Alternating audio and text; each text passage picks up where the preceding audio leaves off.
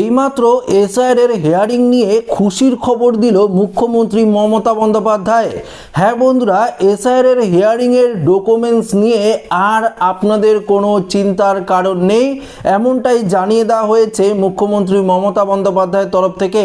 তো বন্ধুরা, মুখ্যমন্ত্রী মমতা বন্দ্যোপাধ্যায় এই মুহূর্তে হিয়ারিং নিয়ে কি ঘোষণা করলো, আজকের এই ভিডিওতে আপনাদেরকে এই বিষয়ে একদম বিস্তারিতভাবে জানিয়ে দেব।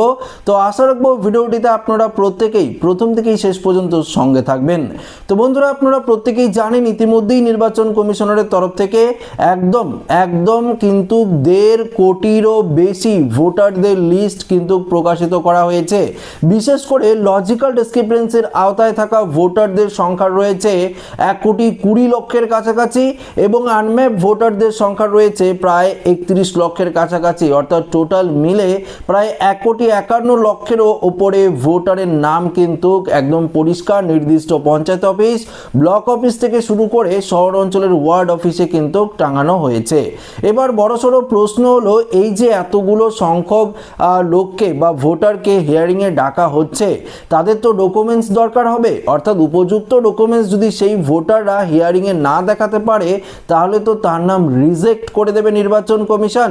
দেখুন, এই চিন্তা যেমন ভোটারদের রয়েছে, তেমনই পশ্চিমবঙ্গের মুখ্যমন্ত্রী মমতা বন্দ্যোপাধ্যায়ের রয়েছে যে আমার সাধারণ যারা জনতা রয়েছে বা আমার সাধারণ যারা নাগরিক রয়েছে, তাদের নাম যদি বাতিল হয়ে যায়, তাহলে তো অবশ্যই রাজ্য সরকারের তো একটা কোনো কর্তব্য রয়েছে যাতে প্রত্যেকটি ভোটারের নাম থাকে, যাতে প্রত্যেকটি বৈধ ভোটারের নাম এই ভোটার লিস্টে থাকে।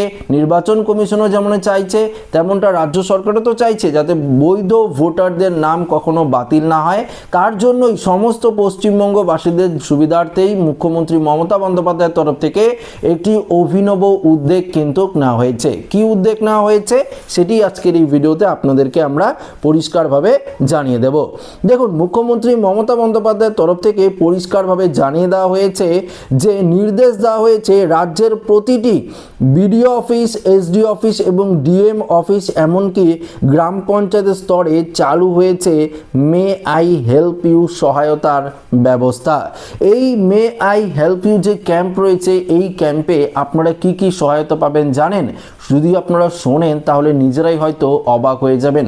অনেকেই আপনারা জানেন যে কি কি সহায়তা পাবেন এবং অনেকেই যারা জানেন না, যাদের এবার নতুন করে হিয়ারিংয়ের নোটিশ আসছে, তারা কিন্তু ডকুমেন্টসের সুবিধাগুলো পেয়ে যাবেন এই ক্যাম্প থেকে, যেটা মুখ্যমন্ত্রী মমতা বন্দ্যোপাধ্যায়ের তরফ থেকে আয়োজন করা হয়েছে।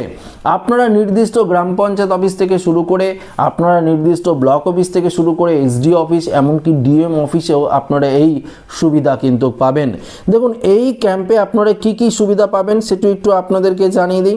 দেখুন, এই ক্যাম্পে আপনারা জাতিগত শংসাপত্র যেমন SC certificate, ST certificate, OBC সার্টিফিকেটের জন্য আবেদন করতে পারবেন এবং আবেদন করার কিছুদিন অর্থাৎ কিছুক্ষণের মধ্যেই হয়তো রাজ্য সরকারের তরফ থেকেই কিন্তু এই যে কাস্ট সার্টিফিকেট সেটি আপনারা ডাউনলোড করারও সুবিধা পাবেন।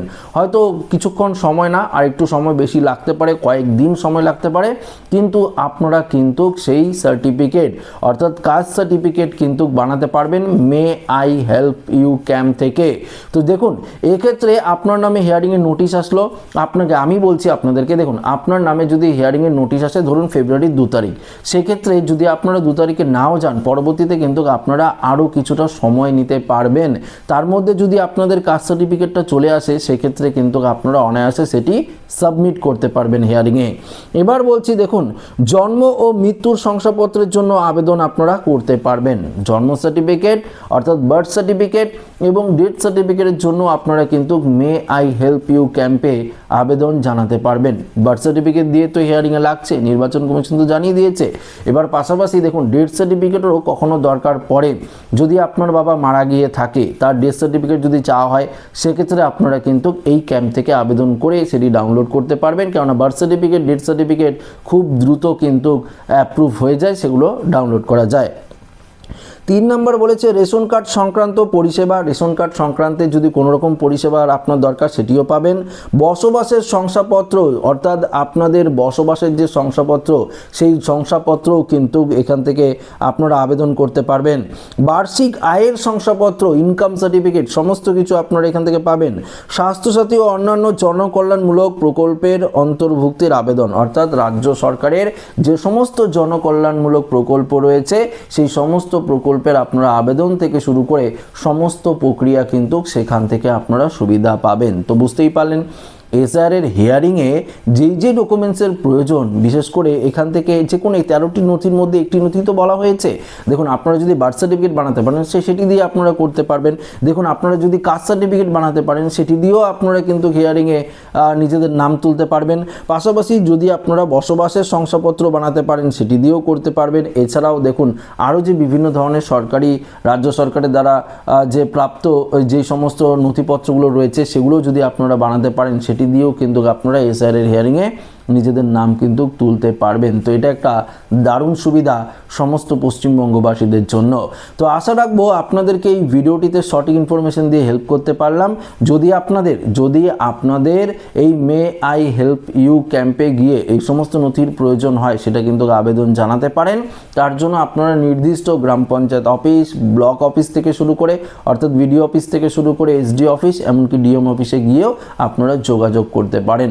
তো ভিডিওটি যদি ভালো লেগে থাকে অবশ্যই লাইক করবেন, বন্ধুদের সাথে শেয়ার করবেন। নতুন হয়ে থাকলে চ্যানেলটিকে সাবস্ক্রাইব করে আমাদের সঙ্গে জুড়ে থাকবেন। ধন্যবাদ।